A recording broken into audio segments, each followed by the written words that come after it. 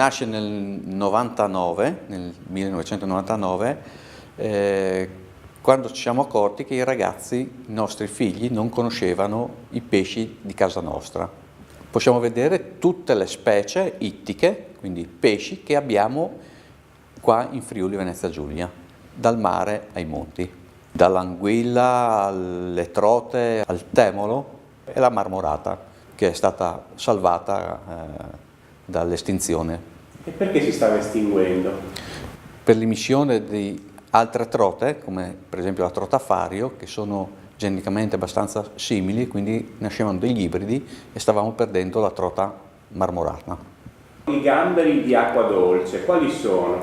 Il gambero nostro di acqua dolce, che è in difficoltà con l'arrivo del gambero della Louisiana, chiamato anche gambero killer, che è un portatore di una malattia, di una micosi, quindi sta creando dei problemi. Quindi problemi per introduzioni di specie non autoctone. Esatto.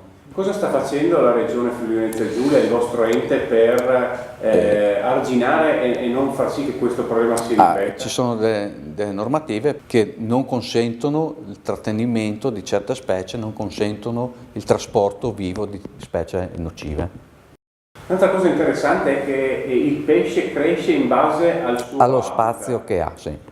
Il pesce rosso che teniamo nella boccia a casa non cresce mai e ci chiediamo sempre come mai non cresce. Può vivere anche 15 anni, però non cresce mai.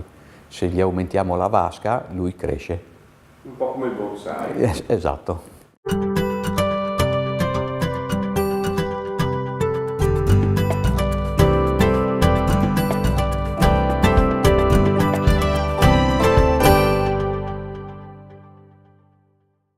Voi siete l'unica azienda agricola che coltiva il riso qui in Friuli Venezia Giulia. Sì, esatto. Quando avete iniziato, quali sono state le difficoltà che avete incontrato? Allora, abbiamo iniziato nel 2010, le difficoltà principali erano la mancanza di infrastrutture per la gestione del riso dopo la raccolta, dunque l'essiccazione, l'assoluta mancanza della preparazione dei terreni, nel senso che i terreni qui erano fatti per drenare e portare via l'acqua, mentre le risaie devono anche tenerla l'acqua, però allo stesso tempo bisognava avere delle risaie che fossero in grado di svuotarsi anche. L'altro problema era ovviamente la mancanza di esperienza del sottoscritto, perché io ho cominciato nel 2010 ma ho imparato e praticato per un paio d'anni in altre aziende precedentemente, ma l'esperienza era pochissima, o zero diciamo, e poi anche il problema delle attrezzature, insomma, perché per la raccolta del riso non si usano trebbie convenzionali, quando si entra dentro le risaie con l'acqua piena, insomma ci vorrebbero un certo tipo di attrezzature, perciò abbiamo dovuto inventarci qualche soluzione che poi alla fine ci siamo trovati molto bene, insomma.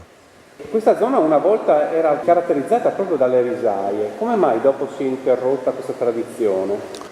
Allora, storicamente si è interrotta perché c'è stato un po' lo spopolamento e la migrazione dei friulani all'estero e in quel periodo la risicoltura era completamente manuale e dunque richiedeva manodopera che non c'era.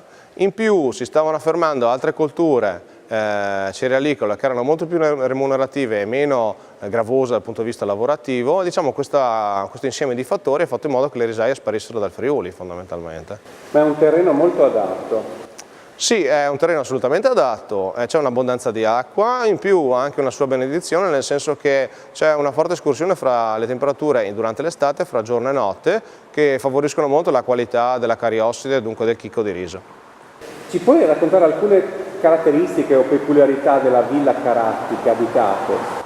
Allora, è una villa che è stata iniziata a costruire alla fine del 600, primi del 700, era un progetto che era voluto appunto dalla famiglia Caratti, una famiglia nobile friulana, e doveva essere di fatto la residenza estiva, di fatto lo fu anche per generazioni la residenza estiva di questa nobile famiglia, e era un progetto grandioso, magnifico, però esagerato da un certo punto di vista. Di fatto la villa è stata completata per 2/3 solamente, e l'ultima, diciamo, abitante nobile di questa famiglia non era una Caratti, perché lei rimase vedova giovane, insomma, ma era una nobile veneziana che apparteneva alla famiglia degli Orti Manara. Infatti ancora oggi per i canali più belli di Venezia si possono vedere il Palazzo Orti Manara, o a Verona appunto c'è Palazzo Orti Manara, dove questa nobile donna morì in vecchiaia fondamentalmente.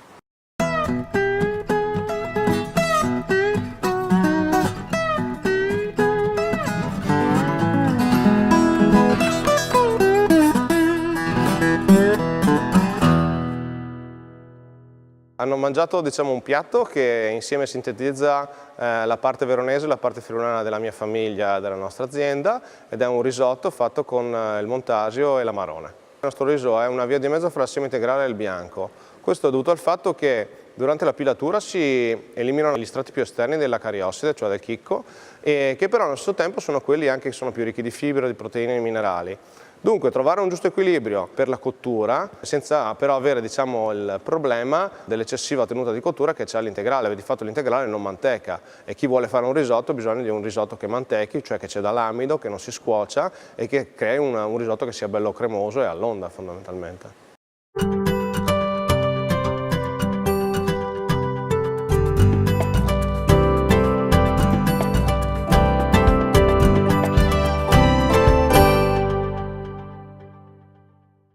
La peculiarità della nostra floricoltura intanto è il sistema di coltivazione, che abbiamo puntato tutto ad avere le energie alternative per quanto riguarda le nostre coltivazioni, che si sa benissimo che la floricoltura ha bisogno di molte energie, specialmente calore durante il periodo dell'inverno, primavera, ma anche l'autunno, e energia motoria, insomma.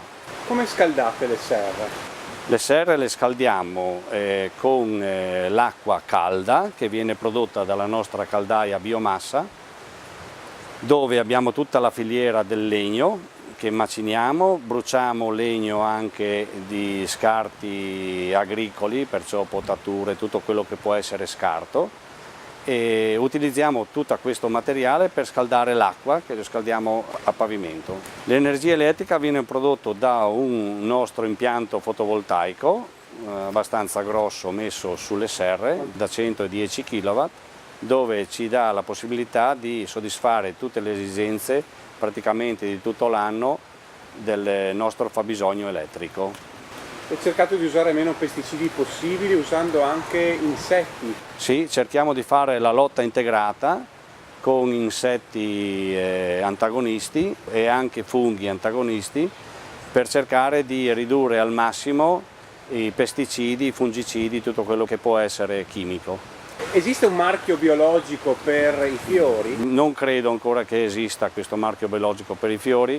Siamo un po' agli albori, ecco, non riusciamo ad avere questo marchio. Noi cerchiamo di dare fuori tutte le nostre piante col nostro marchio, dove si dice appunto che cerchiamo di non sporcare l'ambiente per la coltivazione delle nostre piante, e quello forse può essere un inizio. Magari un domani cercheremo di fare anche qualcosa di più per dare un fiore biologico.